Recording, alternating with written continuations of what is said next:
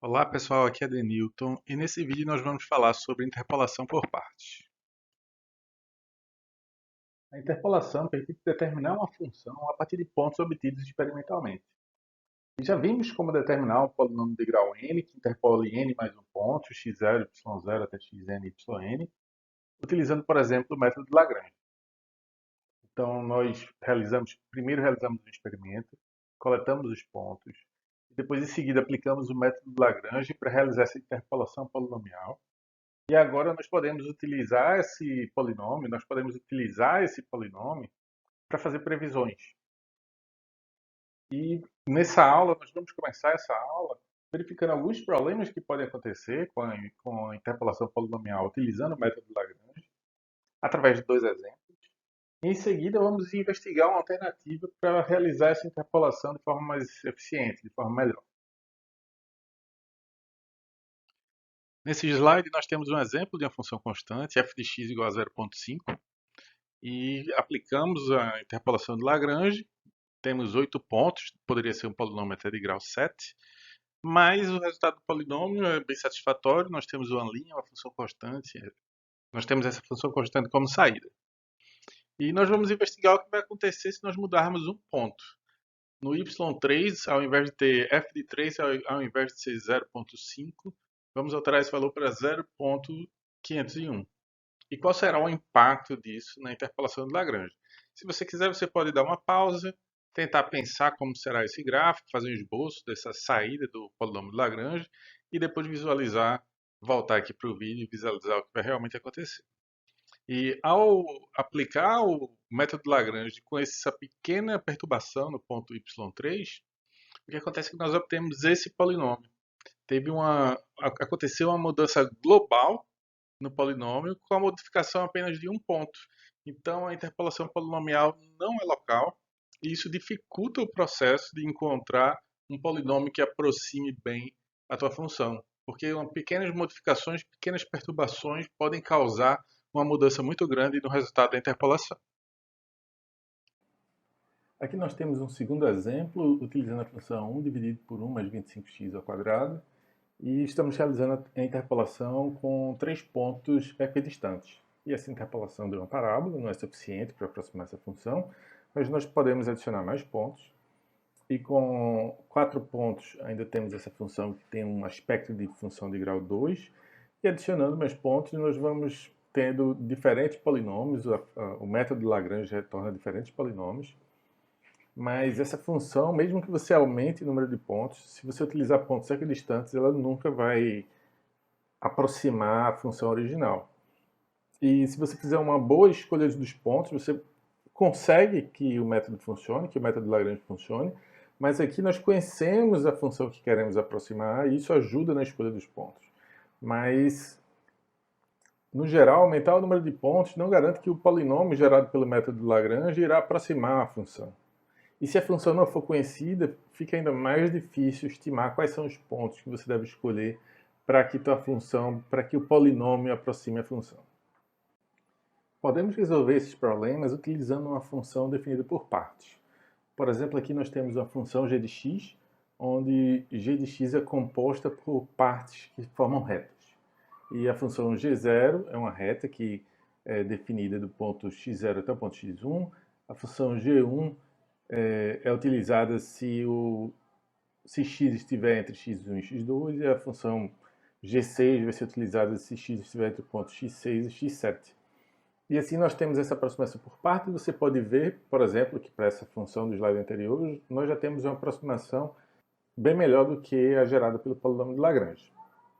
Se aumentarmos o número de pontos, temos uma aproximação ainda melhor, que é a que nós desejamos. Nós queremos que, com o maior número de pontos, a função seja aproximada de forma mais detalhada. Na interpolação linear por partes, nós vamos receber um conjunto de pontos, x0 e y0. Aqui nós temos 1, 2, 3, 4, x0, x1, x2, x3, e aqui é y0, y1, y2 e y3. E nós queremos definir essa função por partes, onde cada xi será uma reta conectando esses pontos. Então, aqui está um gráfico da nossa função. e como nós podemos definir cada uma das funções g e i. Bom, como essa função é uma reta, nós podemos defini-la como ax mais b, e nesse caso, como nós temos cada função gi de x, nós vamos definir como ax mais bi. Só que, para simplificar, eu vou subtrair pelo xi aqui, vou adicionar esse menos xi, e a gente vai ver que isso vai simplificar os nossos cálculos. E, por exemplo, para o ponto xi, nós temos que gi de xi será igual a i vezes xi menos xi. Substituindo x, vai ficar xi menos xi, então esse vai dar o resultado bi. Então, bi vai ser o ponto y. Então, para cada uma dessas retas, para a reta G0, B0 será igual a 1.1, o B1 será igual a 2, e para a reta aqui G2, o B2 será igual a 1.3.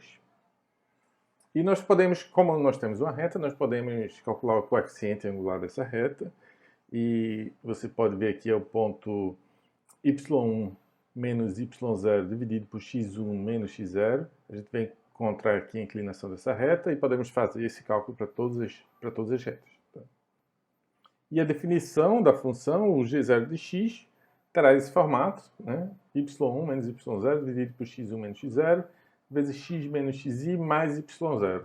E substituindo os valores, nós temos que ficar o g0 de x será igual a 2 menos 1.1 dividido por 1, vezes x menos 0 mais 1.1, resultando nessa função 0.9x mais 1.1. Você pode verificar, mesmo sem plotar o gráfico, você pode verificar se essa função está correta, porque substituindo aqui o valor de x0, que é igual a 0, nós temos o ponto 1.1, está aqui o valor de y, e substituindo o ponto 1, x igual a 1, nós vamos ter 0.9 mais 1.1, que será igual a 2. Então, dois pontos definem a reta, esse g0 e a função g0 está bem definida. E da mesma forma, nós podemos determinar g1 e g2 de x. E assim nós temos essa interpolação linear por partes. A interpolação linear por partes tem alguns problemas. Por exemplo, aqui na interseção entre g0 e g1, esse ponto não tem uma derivada bem definida. Então, a derivada da função g de x, né, dessa função inteira, não vai ser contínua, assim como a segunda derivada também não vai ser contínua, como nós não temos a primeira derivada, também não vamos ter a segunda derivada. E nós poderíamos pensar em formas de melhorar essa interpolação polinomial, substituindo essas retas por um outro tipo de função. Poderíamos utilizar, por exemplo, o polinômio de grau 2, mas utilizando o polinômio de grau 2, nós iríamos garantir que a primeira derivada fosse contínua. Nós podemos construir de forma para garantir que a primeira derivada fosse contínua, mas não poderíamos garantir que a segunda derivada fosse contínua. No próximo vídeo nós vamos estudar a interpolação por partes com mais detalhes, onde ao invés de utilizar retas, nós vamos utilizar segmentos de curva para conectar os pontos. E essas curvas serão polinômios de grau 3, onde nós vamos garantir que a primeira derivada da função será contínua e também a segunda derivada da função será contínua. E isso vai garantir que a função gerada não tenha picos e também que tenha uma curvatura que mude de forma suave. E esse método que nós vamos ver na próxima aula, chamado de spline cúbico, ele é baseado em esse nome spline vem de uma ferramenta utilizada para desenhar curvas, né, uma ferramenta para desenhar curvas suaves entre dois pontos, utilizada antigamente, e a gente não vai usar esse tipo de ferramenta, mas é a motivação do nome. E basicamente um spline um spline cúbico vai garantir que todos os pontos da função são diferenciáveis e possuem a primeira e a segunda derivada.